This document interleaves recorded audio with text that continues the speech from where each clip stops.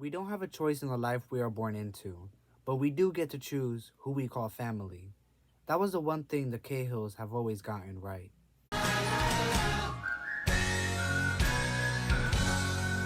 I am Jan. Welcome to my chan, where we discuss books, nostalgia, and the places where these things meet. This is an adult channel meant for adult viewers. Now let's begin this recap. The beautiful Caribbean, the home of mi familia.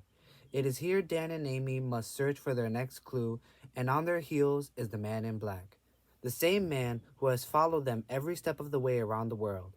But besides being a madrigal, we know nothing about him, just like Dan and Amy. And when a terrible tragedy befalls our heroes, all will be brought into the light.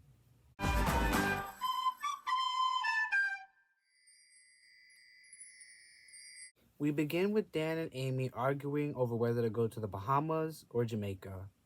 Amy wants to go to Jamaica because that was the last place anyone saw Anne Bonny. Dan wants to go to the Bahamas because that's where an amusement park is. But also, Anne lived there at one point, both forgetting the Cabrals have a villa in the Bahamas. When Nellie goes to buy tickets to the Bahamas, Hamilton calls informing them that Eisenhower knows where they're going. They wonder how and consider maybe Nellie told him while she was in the bathroom. Dan tells Amy that Hamilton also said the Holts were going to South Carolina and something about a calico cat. Dan takes this moment to let Saladin comfort him in his distress over Nellie.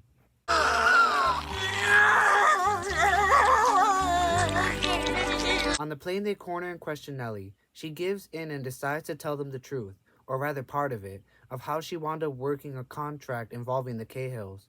She tells them how Grace lured her to keep them safe and to report everything to Mr. McIntyre. The kids feel betrayed, of course. Amy takes Dan inside and they agree not to tell her what they're doing anymore. Need to know information only. They arrive at Oceanus, the amusement park Dan wanted to visit. We get a small moment of respite for our young Cahills. It's nice to see these children get to have some semblance of a childhood. Hell, we get Nellie getting the chance to buy foreign produce like jackfruit, plantains, nutmeg, and mace, just like the good old days. Amy finds a brochure for a pirate island tour. She points out that one of the pirates mentioned is Jack Rackham, who Anne Bonny joined up with at one point. They get Nellie to agree to take them, and when they wander away, she nods to a man in the distance.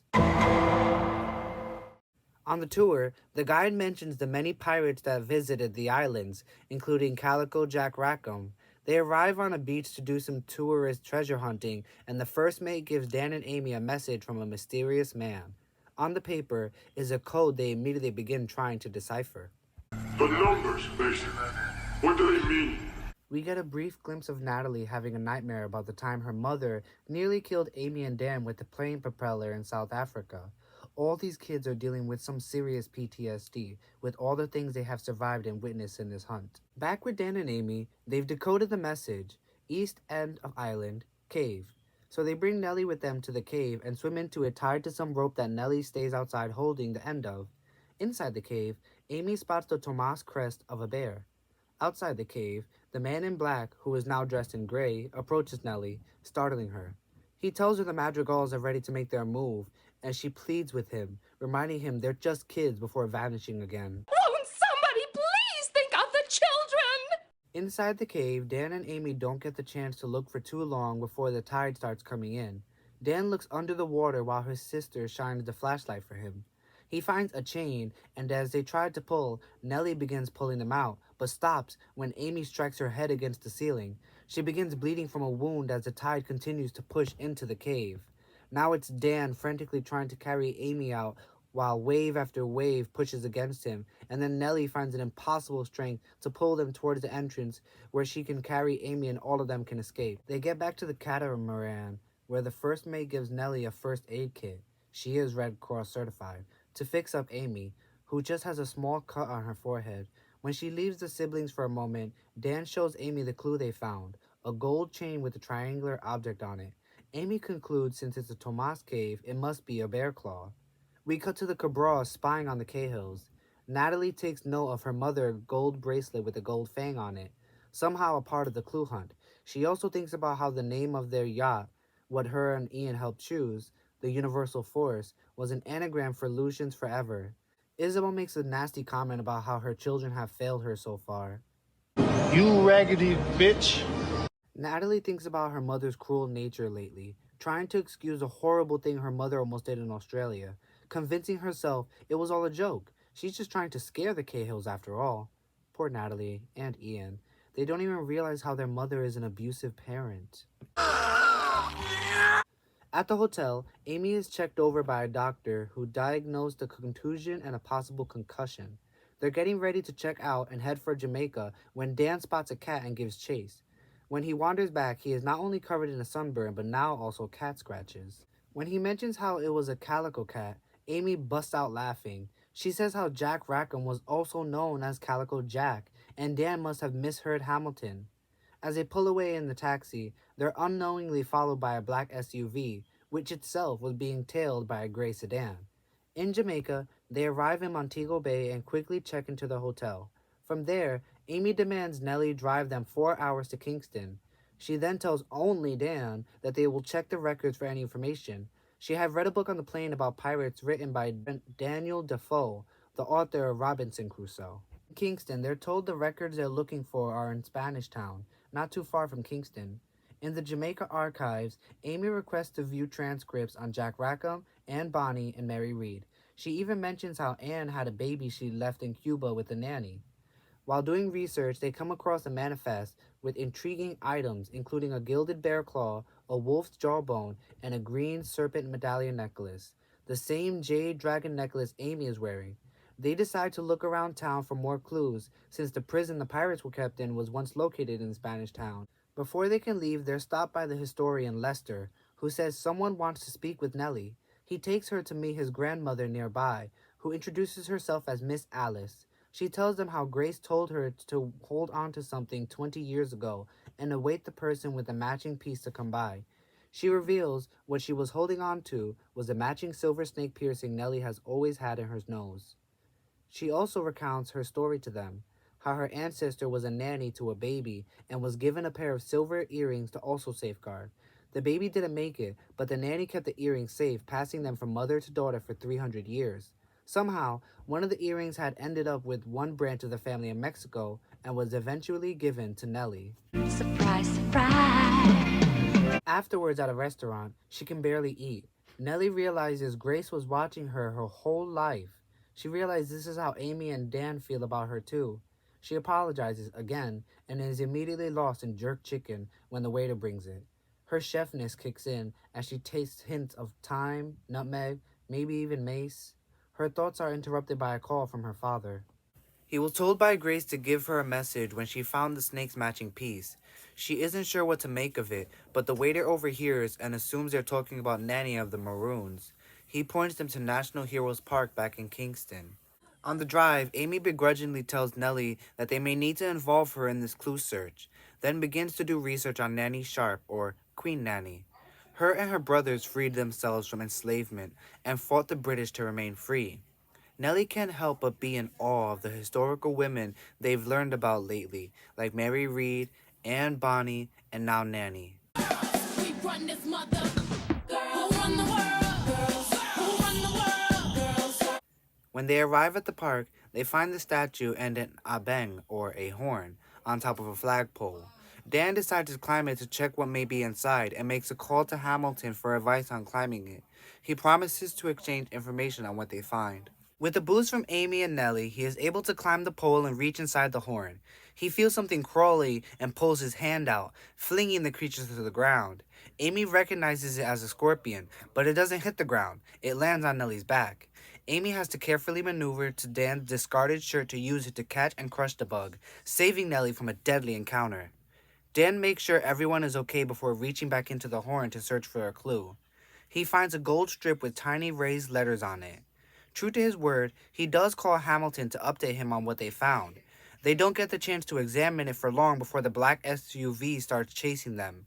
Nellie is able to lose the Cabras, and they stop to hide out in an alley.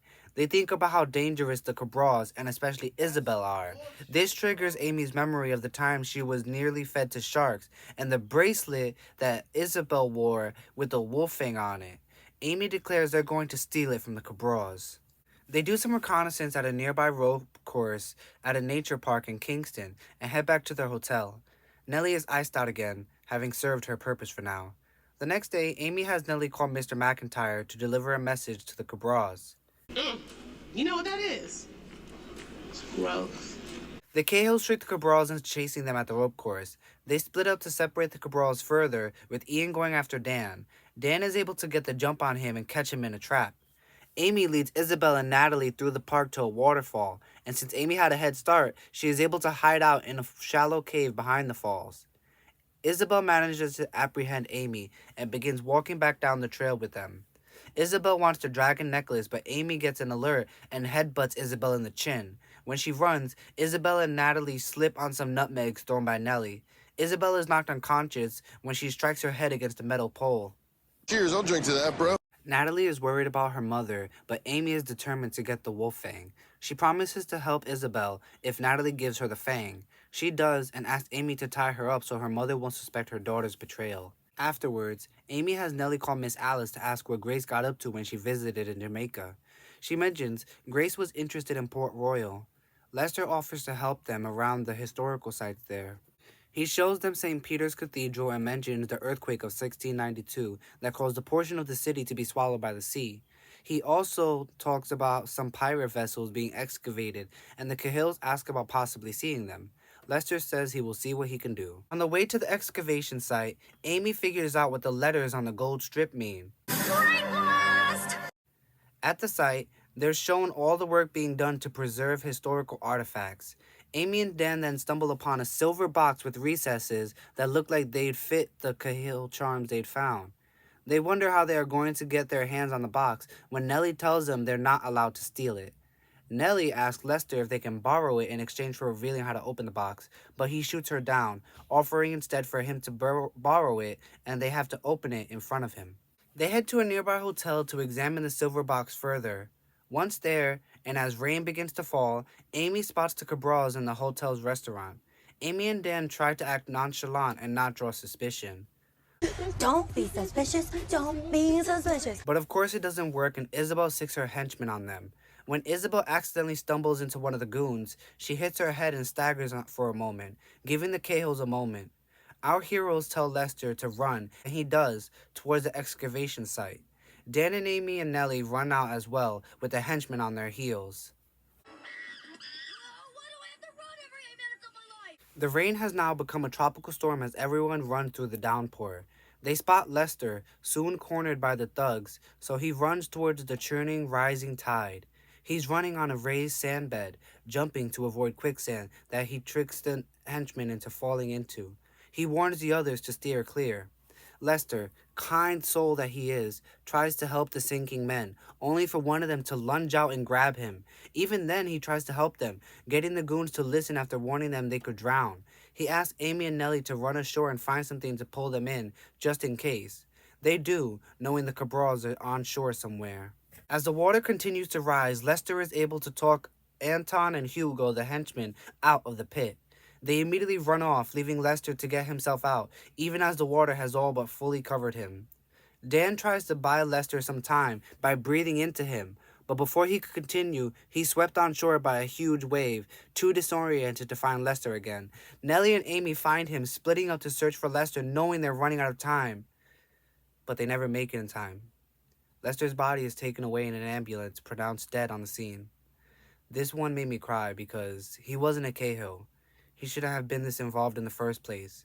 And now Miss Alice will have to hear it.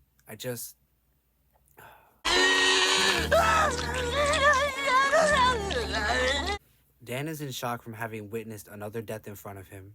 He breaks down into tears in the hospital. Nelling having notified Miss Alice what happened and stashing the box somewhere. The hospital holds Dan overnight for observation. And the next day, he and Amy decide they should just go home to Aunt Beatrice.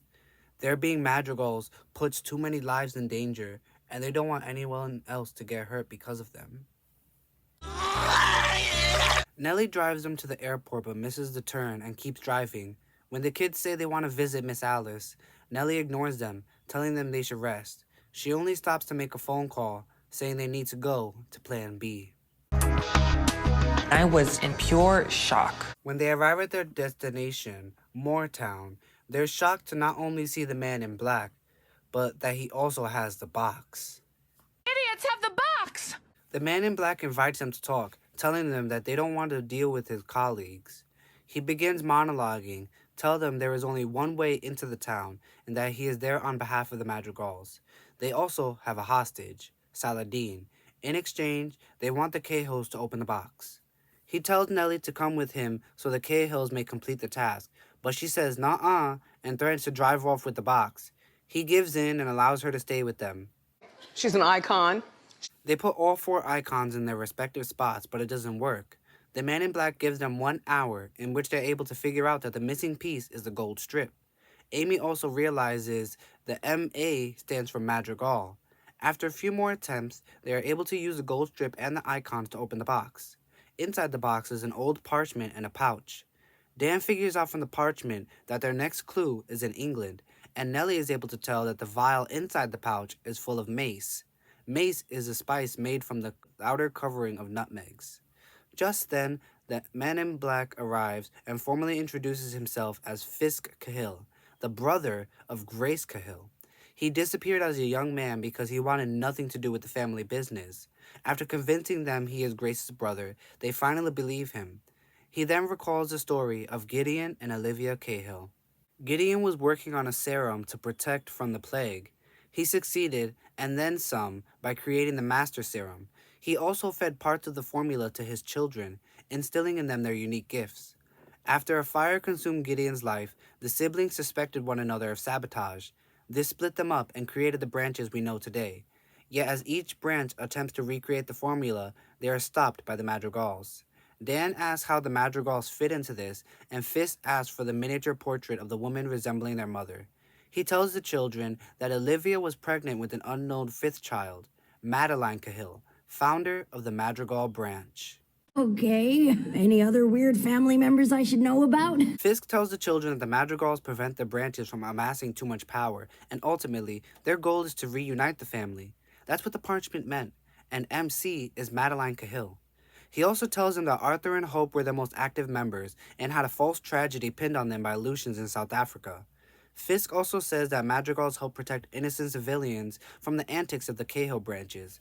He also explains that the reason they were told to beware the Madrigals was because it was part of the plan. He goes on to describe Madeline's plan for the Madrigals. Upheld by people like Amelia Earhart, Anne Bonny, Queen Nanny, and others like Mother Teresa, people devoted to peace. Madrigals have to earn active duty. Being born into the branch isn't enough. Dan and Amy had to complete a series of trials without knowing, because if they fail, the secret never gets out. The Madrigals remain a mysterious group, so in telling them all this, they have achieved active Madrigal status, the youngest to do so apparently. More revelations include the Madrigals have possessions of 7 clues, including mace now. Fisk tells the Cahills the other clues. Dan memorizes them, of course. He gives them their final assignment, find the last clue and reunite the family. He also grants Madrigal status to Nellie, the first time anyone outside the Cahill family to be given such. We did it! We did it! We did it! Yay!